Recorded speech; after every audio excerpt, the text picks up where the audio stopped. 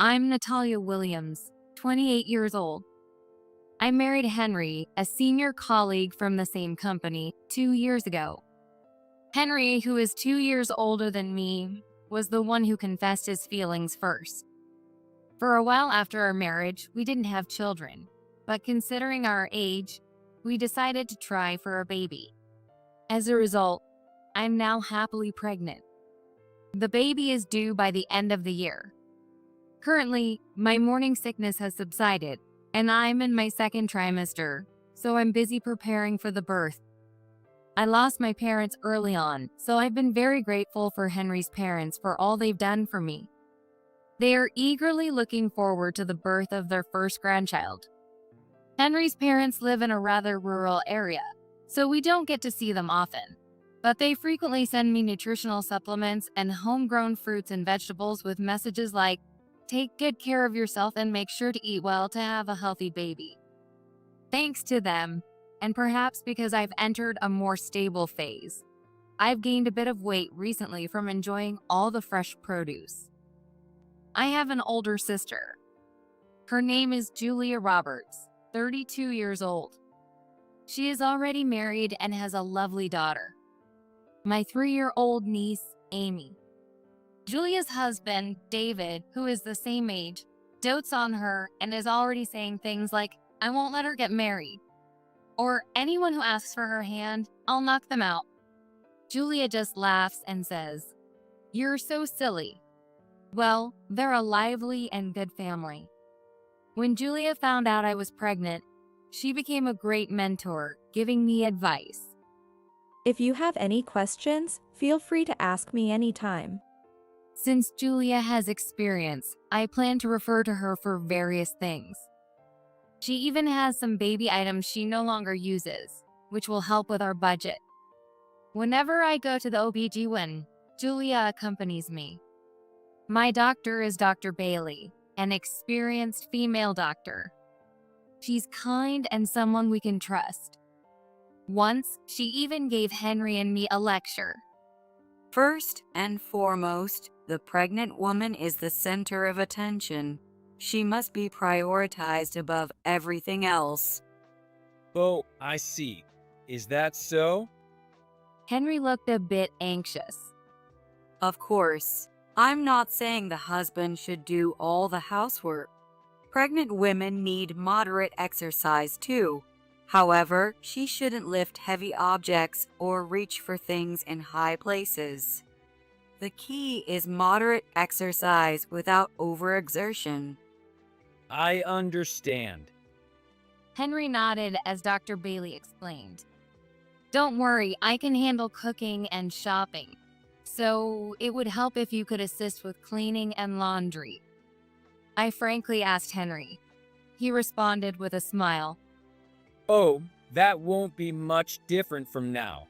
I'll take care of the heavy shopping items like potatoes and drinks. I was genuinely happy that Henry was so willing to help out. I left my jobs when we got married, and now I work part-time at a nearby supermarket, doing cashier and stocking work. I work about 3 times a week for 3 to 4 hours, which isn't too hard on my body.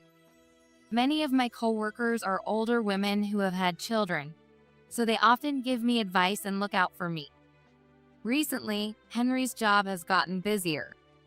Since we used to work at the same company, I'm familiar with his job. He's employed in an office job, so there shouldn't be much overtime except during the fiscal year end. We've started a new department, so things have gotten busy. I've been assigned as the leader, working with the younger employees. He said, "I'm going to be a dad, so I need to work hard, but I worry he might be overdoing it. Don't push yourself too hard."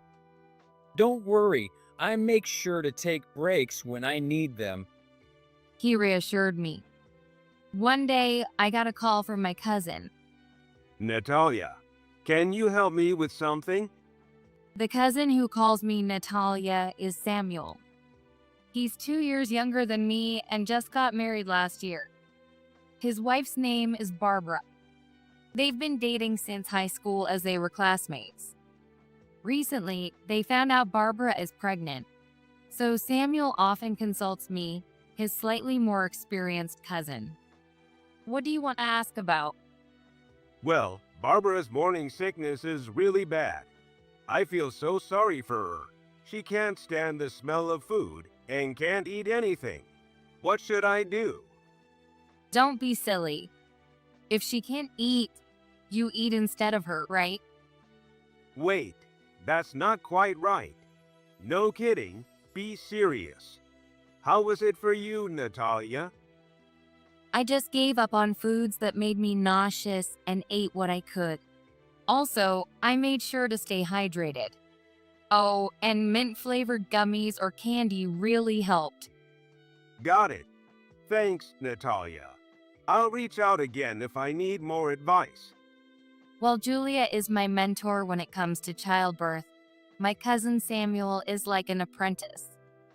Since he lives nearby and runs his own business, he has a flexible schedule, so we've had plenty of opportunities to meet even before he got married. On the other hand, Henry started working more on weekends. He said he wanted to organize all the materials he collected during the week over the weekend. Lately, we haven't been spending much time together, and I felt like Henry's attitude was changing. One evening, I complained about how often he was working on weekends. Can't you manage your work a bit better? You said you'd help with the housework, but I'm doing everything. With my belly growing, even simple tasks like cutting my nails have become difficult. But instead of acknowledging my needs, he just demands more cooperation from me. My work is crucial right now. You could be more supportive, you know? I understand, but I'm struggling too. Look at how big my belly is. I'm working hard for our baby too. Don't just think about your own needs. Besides, What is it? I heard you've been meeting a guy recently. Huh, a guy? Oh, that's just my cousin Samuel. He helps me with shopping when you're not around. Your cousin? Really? You've been seeing him for quite a while, haven't you? Of course, we see each other often. We're relatives. All right, just bear with it for a bit longer. With a bit of tension between us, the due date was approaching. When the contractions started, I headed to the hospital with Julia. Upon arrival, they told us, the cervix is already dilating, so let's go to the delivery room. After birth, you'll go straight to postpartum care. Julia contacted Henry, but he said he was too busy with work to be present for the birth or help with the hospital preparations. So Julia took care of everything. 5 hours after arriving at the hospital, I gave birth to a healthy baby boy. Despite the unimaginable pain that made me cry out, the midwife said it was an easy birth, and seeing my baby's adorable face made it all worth it. That night, Henry came to the hospital. Dr. Bailey was smiling as she spoke. Make sure to praise your wife for her hard work. Why don't you hold the baby too? I was exhausted in bed, but I was imagining Henry's joyful expression. However, Henry didn't smile and remained silent while looking at the baby. Then he muttered, Is this really my child? "What? What is he talking about? That's the first thing you say." I was stunned. Dr. Bailey tried to reassure me by saying, "He'll see how cute the baby is in a while." I gathered myself and followed Dr. Bailey's lead. This is our child. Let's do our best to raise him. But Henry remained expressionless. Then, out of nowhere, he said, Dr. Bailey, I have a request. Please perform a DNA test on this baby. "What?" I was speechless at Henry's words. A DNA test. He really doubts this is his child. This is absurd. Dr. Bailey was also taken aback. She said, "Well, it can be done, but it's not something you should ask about on the day of the birth," trying to dissuade him. However, Henry insisted on the test. Yes, please, by all means. Do you doubt me? This is terrible. It truly was terrible. The pain from giving birth seemed to disappear as I shouted. I just want to know the truth. If it's really my child, that will be enough for me. It'll put my mind at ease. Unless you have something to hide? He was implying I had something to hide. It was awful. I'm not asking for gratitude, but asking for a DNA test out of the blue is the worst. Sensing the argument would only escalate, Dr. Bailey reluctantly agreed. All right, let's do the test. I was unhappy, but since I knew this was our child, I agreed to the test. After Henry left the room, I started crying. I thought Henry would be happy, but instead, he doubted me so much that he demanded a DNA test. The test was conducted as Henry requested, and we were to receive the results the following weekend when Henry came to visit. On the day of the report, Henry came to the hospital unusually calm. In the hospital room, Dr. Bailey pulled out the report. I'll get straight to the point. Yes, The result of the test shows that the possibility of Henry being the father is Dr. Bailey took a deep breath and announced, 0%. This child is not Henry's biological son. "What?" I was speechless and nearly collapsed. There was no way. I had no idea how this could be possible. But how? My mind went blank. Henry smirked. I knew it. He then declared triumphantly, You tried to pass off a child from an affair as mine. pointing at me, he said, "We're getting a divorce. This is all your fault. I'm going to demand a hefty compensation, so be prepared." He left the hospital room with those final words. I was left in complete shock. I consulted Julia and Samuel. Julia listened quietly and then spoke with determination. You've been falsely accused. This is no joke. We need to make sure he gets what's coming to him. Samuel, for some reason, had a confident grin. That's right. I'm all set on my end. So you can relax, Natalia. How can she relax with this situation? Julia snapped. Oh, right. Sorry. Samuel responded cheerfully. I couldn't tell if they were serious or just enjoying my misfortune. Later, I received a call from Henry. I've decided to get a divorce. My parents agree. As the victim, I'm demanding compensation. Around $30,000 seems fair. I'll leave it to my lawyer. Is that okay? Sure, whatever. You'll have to pay for the delivery expenses yourself. I won't spend money on someone else's kid. Do whatever you want. I will. I'm the victim here. If you can't pay the compensation, I'll take the house and land. I have that right. Henry remained aggressive. That house and land are my inheritance from my late parents. I don't care. Anyway, I'm busy preparing for the divorce. I'll be in touch. I reported Henry's call to Julia and we planned our next steps. Soon I was discharged from the hospital and Samuel came to pick me up. How are you feeling? I'm much better now, but it's just the beginning. I need to stay strong for my baby. I looked down at the little life swaddled in my arms. Right. We're going to give your husband payback. Double, no, triple. We chatted like this until we got home. My house looked completely different. Henry had taken all his belongings. In the empty room, only the baby items I had prepared were left. There was a note from Henry. It said, "I've left the house. I won't be coming back. It's pointless to look for me at my parents' place because I'm not going back there. Contact me only if necessary."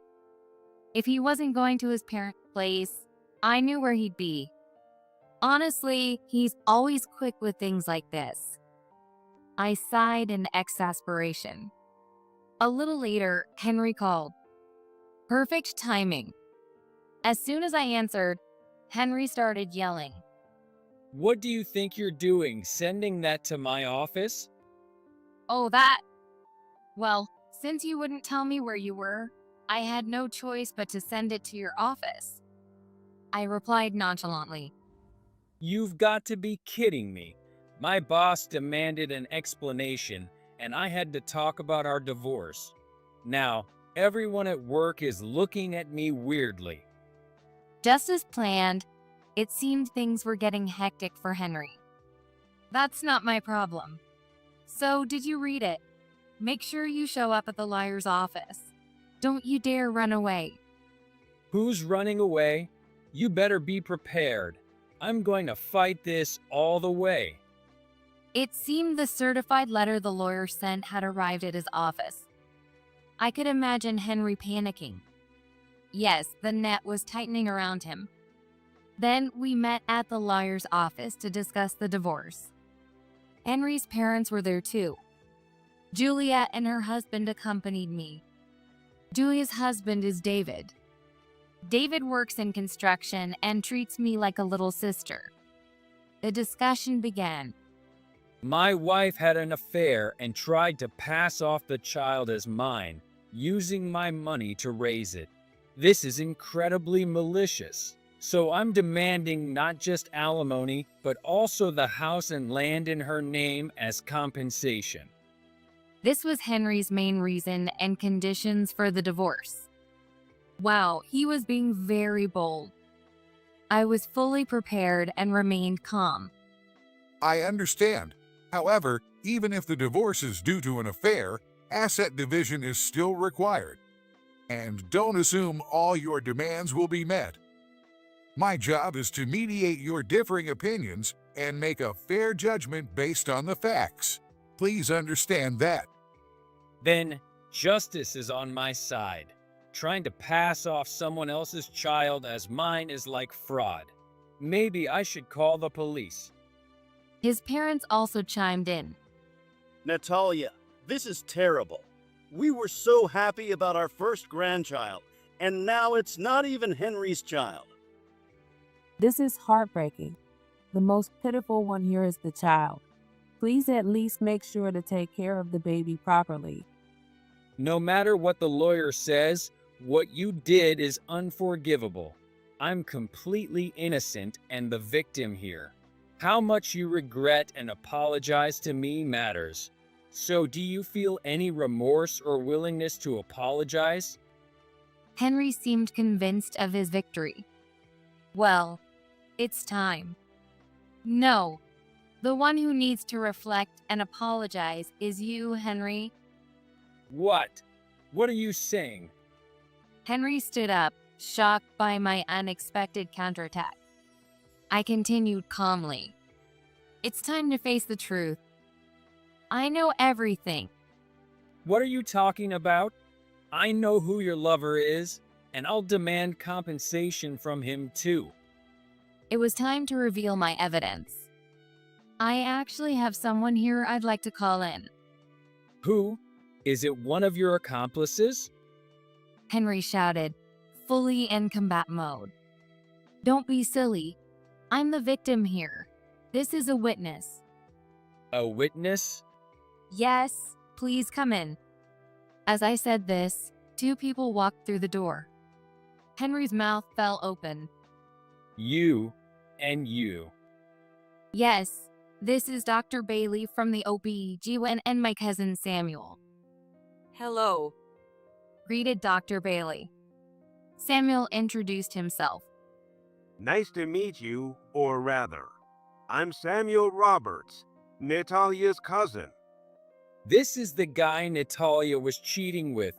Wait, you're her cousin? You two had a child together? Don't be ridiculous. I live nearby, and my wife is pregnant, so I've been asking Natalia for advice. She's like a sister to me. I've never seen her as a woman. Come on, Samuel. Isn't that a bit rude? I'll deal with him later. Can I please speak now? Dr. Bailey interjected with a smile. Sorry, Dr. Bailey, please go ahead. I urged her to explain. Thank you. To put it simply, the DNA test results show that the baby is definitely Henry and Natalia's child. What? What? Henry shouted in disbelief. But the test said the baby wasn't mine. You bribed the person in charge of the test to falsify the results. When my husband, the hospital director, confronted him, he confessed in tears. We have the confession recorded. Even I would confess if confronted by her husband. Damn it. Henry bit his lip. Julia suspected the test results and brought in your hair for another test. Normally, we wouldn't do this, but her explanation convinced us. The second test confirmed the baby is yours and Natalia's. The person who helped you was fired to protect the hospital's integrity. Henry's father was stunned. Henry, why did you do this? He stood up and confronted Henry. Well, As Henry stammered, Julia answered for him. Because Henry was the one having an affair. What? Henry's parents were left speechless, their mouths hanging open. When I went shopping in the city, I saw Henry walking with an unknown woman. It was a Saturday, and Natalia said he was supposed to be working overtime, so I got suspicious and asked Samuel to investigate. Samuel, prompted by the mention, started boasting proudly. Actually, I worked part-time at a private investigator's office during college, so I'm pretty good at background checks. And guess what? We found a ton of evidence of his affair. Here's a recording of one of their conversations. Julia played the recording from an IC recorder. It captured the voices of Henry and the woman. I'm going to fake a DNA test to make it look like the baby isn't mine. Then I can claim she cheated. There's even someone who fits the bill, her cousin. I've got pictures, and I'll frame it as an affair. That way, I can divorce her and pin all the blame on her. I'll get alimony, and since she had a baby, I can demand the house and land too. I'll be the tragic hero. Then I can be with you without any issues. How's that? I'm a genius, right? More like a villain. You sound like a bad guy from a soap opera. The recording ended with the two laughing. Samuel added, The woman is Laura Linney, a younger colleague from your team at work. Henry's face turned pale. With such clear evidence, there was no room for excuses. Now that the facts are clear, it's my turn. The lawyer said with a smirk, pulling out several documents from an envelope. These are Natalia's demands. She requests a divorce from Henry.